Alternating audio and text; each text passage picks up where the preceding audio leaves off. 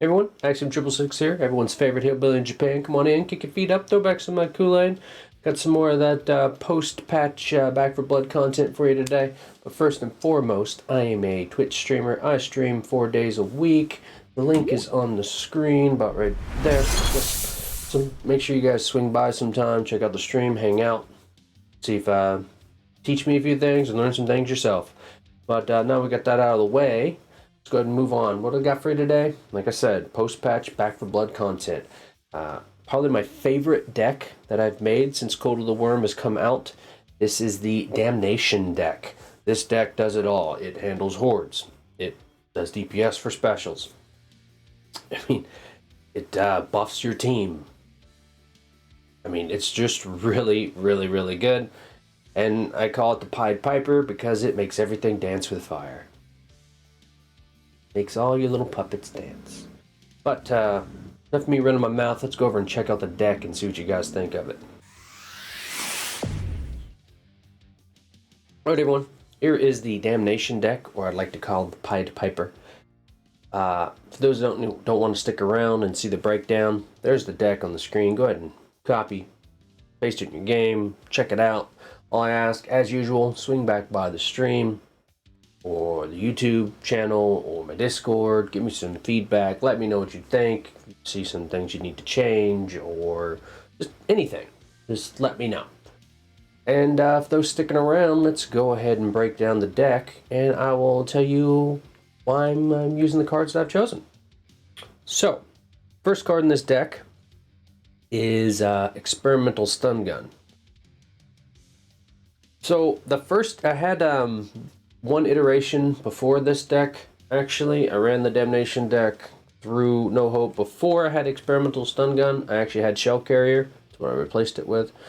It ran really, really good, but it felt like it was missing something, and I was going to make a YouTube video on that one, and then a couple days after, I got to thinking, I was like, what if I tossed in Experimental Stun Gun?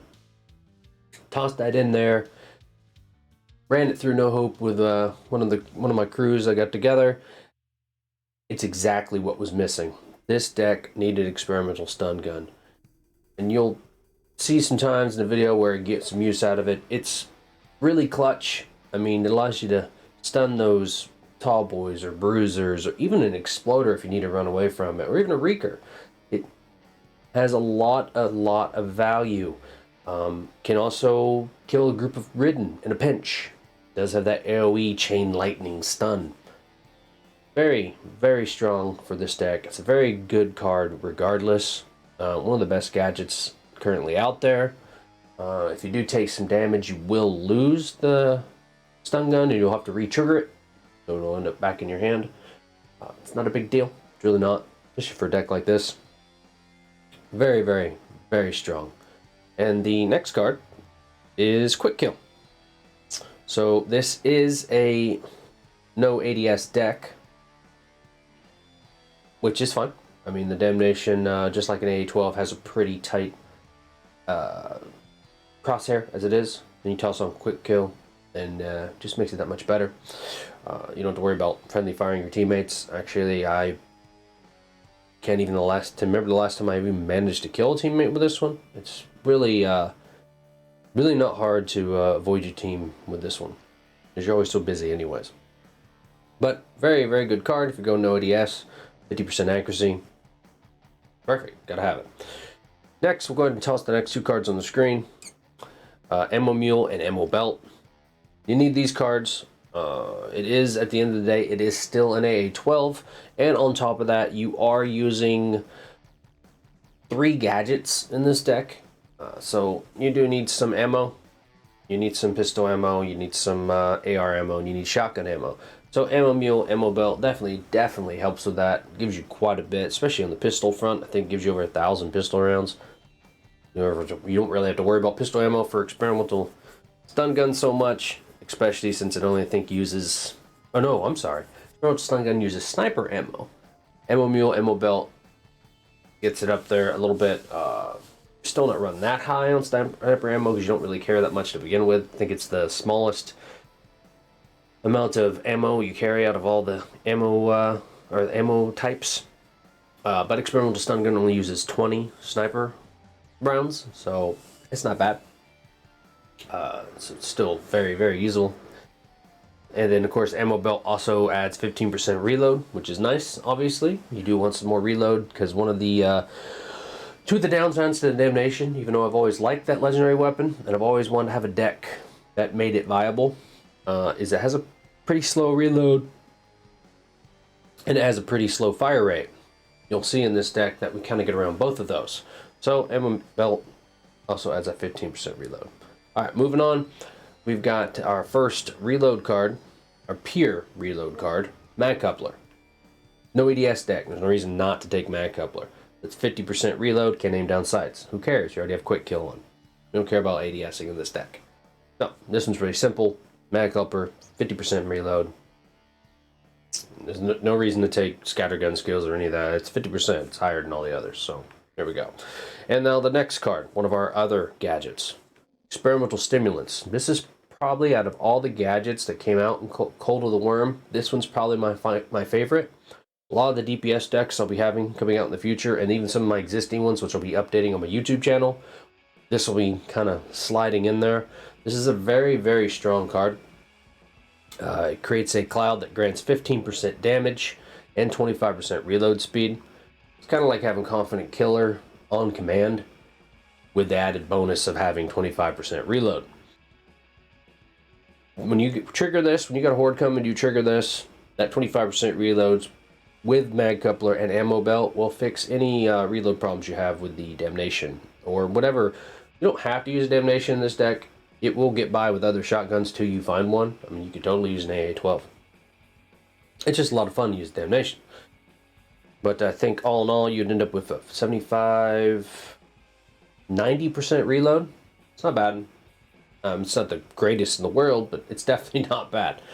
It will definitely suffice. Another neat tip about experimental stimulants: if other people in your team happen to have it on, it does stack. You'll actually see a number down there, and it's a little symbol down at the bottom of the screen. If more than one person has it, you'll see a number appear. So it does stack. So theoretically, if you had 4 people in your team that had this on, you could all trigger it and have 60% damage and 100% reload. I would imagine that'd be a little ridiculous. I haven't actually tried it myself yet, but the application sounds a little gross. Very, very strong card, especially for shotgun decks. Alright, moving on. Our final gadget in this deck, Expired T5. Yes, Expired T5 in its current iteration is pretty OP. Do look for, we'll say this in any of them, any of my decks are using T5 at the moment. Do look for this to get adjusted in the near future. How far off that'll be, I can't really, I know sometimes our patches come out quickly, sometimes they come out slow, who knows, but look for it to get adjusted in the future. For now though, it is a really strong card, and hopefully whatever adjustment they make to it in the future still makes it a good card. I have faith that Turtle Rock will still make it a viable card, because it is a fun play style, gives some good horde management, good push capabilities. So hopefully it continues to be a strong card even into the future when they adjust it and balance it out. We will see, but for now, this is a very strong card, and it really goes with the theme of the Damnation deck: fire damage. Create a cloud that deals 8 fire damage to weak spots every second. So between Experimental Stimulants and Expired T5, that's 90 AR ammo every time you trigger. And of course, they're both tied to the same slot, so whenever you trigger T5, you're triggering Stimulants. So that's 90 AR, hence the Ammo Mule and Ammo Belt. Hence why you need all the ammo. So if you have anybody on your team running on your mark, couldn't hurt. Very useful. You can get by without it though. This deck, you can manage your ammo pretty good on this deck. And of course, following Expired T5 up with Pyro. Kind of go hand in hand, especially in a deck like this. So with Expired T5 and Pyro, you will kind of crap on hordes constantly. I kind of consider Expired T5 and Pyro part of the damage cards. So all in all, there are technically 9 damage cards in this deck. The reason I say that, during a horde, when you trigger that T5 with the Pyro, one, the Pyro is increasing the damage of your Damnation, also increasing the damage of your T5. So if a special wanders into your T5, Not only you're doing damage with the Damnation when you shoot at it, it's also taking damage from the T5. It all adds up, so it still adds to your DPS. So it's really, I consider both of those damage cards for this deck, especially when it comes to killing specials. It adds up very quickly. Alright, next is Filling Full of Lead. Now this one's interesting. I've learned a few things about Filling Full of Lead. A lot of times before it came out, we were thinking really fast weapons would get a lot of value out of this. That's not the case. On M249s, they'll get value out of it because they have such big mags. But you will find that slower firing weapons get more value out of it. The reason I say that is because you gain a stack every 0.25 seconds. If you fire too fast, you can skip stacks. Well, the Damnation fires relatively slow, so you can actually stack up to a 20 stack with Filling Full of Lead, 19 or 20, depends, using the Damnation, because one of its slower fire rate and it has a 30 round mag. You will feel it wind up as you're shooting it. It is interesting that Filling Full of Lead works on the Damnation. Just like when it comes to SMGs, I would recommend the MP5 because it has a bigger mag and it fires a little slower than, say, the Vector. You'll get a lot more value out of it using an MP5. So slower weapons with bigger mags get a lot more value out of Filling Full of Lead than really fast weapons. And this one's really strong. So if you really need to put a lot of shells down range, you're shooting at a boss. Generally a boss, I mean, if you're shooting at a special, you'll probably never make it to 20 stack. You'll probably kill it way before you get to 20. When you're shooting to a boss, you're going to build it up to 20. You're going to do a crap ton of damage to, say, an Ogre, a Breaker. Hags, they die fast anyways, but the Breaker and the Ogre, they will take a lot of damage. And you'll find that the fire damage does a lot to them too. So this one just felt really natural for this deck, and it's really nice seeing the Damnation wind up its fire rate. Really nice feeling. Alright, following that up, of course, Glass Cannon. Gotta have Glass Cannon. It's a DPS deck. It stacks with Filling Full of Lead. It stacks with experimental stimulants. It's a damage card. It's multiplicative, just like all the general damage cards. Really, really strong. And you won't even care about the minus 30% health in this one especially, because you have Pyro. You'll have temp health all the time. As you trigger T5, or you light something on fire with your Damnation, and it dies from the said fire, temp health, temp health, temp health. You'll have temp health all the time. Very high survivability in this deck. Alright, next, following this up, we got Shredder. This one makes sense. It's a shotgun. It's got a fairly tight crosshair because of quick kill. And of course, it's damage. Each bullet causes the target to take 1% increased damage for 3 seconds, stacks up to 15%. And of course, that also, in theory, buffs your team as well, because it causes everyone to do 15% more damage to the target. Caveat with the experimental stimulants. That's 15% and 25% reload affects your entire team. So there's where the team buffing comes in this deck. You could potentially make your team do 30% more damage to a target. You can buff your team significantly on damage. Even a Doc, who's not even built for damage, you can make them feel like they're actually doing something. Shredder, experimental stimulants work really well together. Very, very strong. Alright, next, Hyper Focused. We do want some weak spot damage in there. Obviously, we've got expired T5, plus if you are shooting at a boss, it's a lot easier to hit weak spots or wretches or whatever, those enemies with really easy to hit weak spots. Hyper Focus helps. Obviously, it makes a T5 hit harder. We don't really care about the minus 40% move speed while shooting. It's not a very mobile deck anyways. You're lighting everything on fire. That's all you care about. You're setting the world on fire. Alright, following this up, Killer Instinct is a no ADS deck. There's no reason not to have Killer Instinct. It just makes sense. 30% weak spot damage, so all in all, 80% weak spot damage. That's nice. Nice chunk of weak spot. It definitely, you will notice it, like I said, when you're fighting Ogres or Breakers. You drop them fairly quickly. So that is our weak spot cards for this deck. The last two are our bullet damage deck cards. We'll go ahead and toss both those on the screen, actually. Got large caliber rounds, which I highly recommend for this deck. This is very, very strong for this deck because you want that bullet pin. Because every enemy you hit, even with bullet pin, is lit on fire by Damnation. Even if your bullet doesn't happen to kill that common, your fire will kill that common. So if you've got, this helps with your Horde Clear. You'll find sometimes you don't even need to use your expired T5 to Horde Clear. You can just spray a little bit with your, not even rapid firing, you can just casually shoot through your horde that's coming at you with the commons, and the bullet pin, it'll just hit all the commons behind it and just light them on fire. And that fire will just drop them.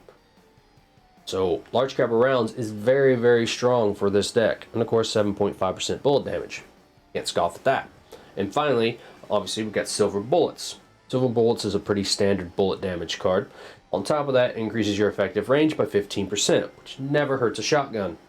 Damnation, at the end of the day, is still a shotgun. So that is a very, very strong card. And that, folks, is the Damnation deck. Or, like I said, like I like to call it, the Pied Piper. It is a very, very strong and versatile deck. Has very good survivability. Like I said, it can handle hordes, it will buff the team, and it will do DPS to specials. Covers all the areas. Check, check, check, check. And it's a lot of fun. Like I've said before, you don't need a Damnation for this deck to make it viable. It is definitely a shotgun deck. I would recommend getting hold of a shotgun. Attack 14 would do fine.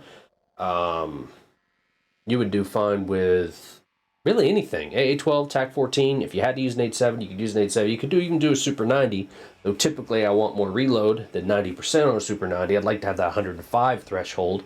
90% is not bad either. So technically you could use any shotgun you get your hands on. Ultimately you want the Damnation, especially because it's got that fire damage, and you can actually build up your fill and full lead up to a 20 stack because of its mag size and fire rate. That's what you're looking for. That's the bread and butter. But that is the deck, folks. I hope you enjoy it. Let me know what you think of it again. And I will get you some more decks in the future. Until then, happy gaming. Keep drinking that Kool-Aid. And peace.